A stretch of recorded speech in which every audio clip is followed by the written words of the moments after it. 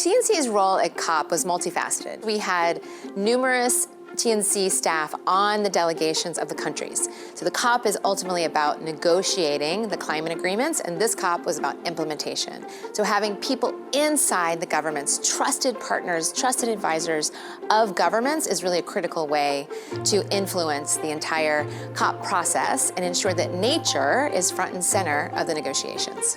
The Nature Conservancy did that in a very big way. We were able to present some of our transformational blue bonds work, debt conversions work, in a way that I think was extremely compelling and got a lot of interest from donors, from governments who are coming to us now asking to follow in the path of the Seychelles, Belize, and Barbados transactions. The solutions that are coming out of COP are really about finance. So one of the really important discussions that was on the table was something called loss and damage. And this is where developing countries who are bearing the brunt of climate change now, but were disproportionately not part of the problem to begin with, they're coming and asking developed countries to pay for basically the harm that developed countries have caused. My personal highlight from COP27 is really witnessing how the One Conservancy impact can really scale.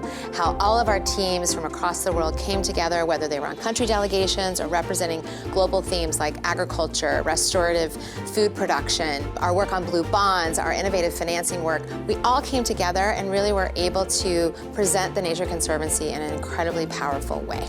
So in the transition from COP27 to COP15, from Sharm el-Sheikh, Egypt to Montreal, Canada, one thing really needs to happen, and that is a clear framework that puts nature at the center of both the climate crises and the biodiversity crises. So that is what we're working on right now to ensure that as we go into the talks in Montreal, that we get a clear, nature-positive framework for the Convention on Biological Diversity going forward.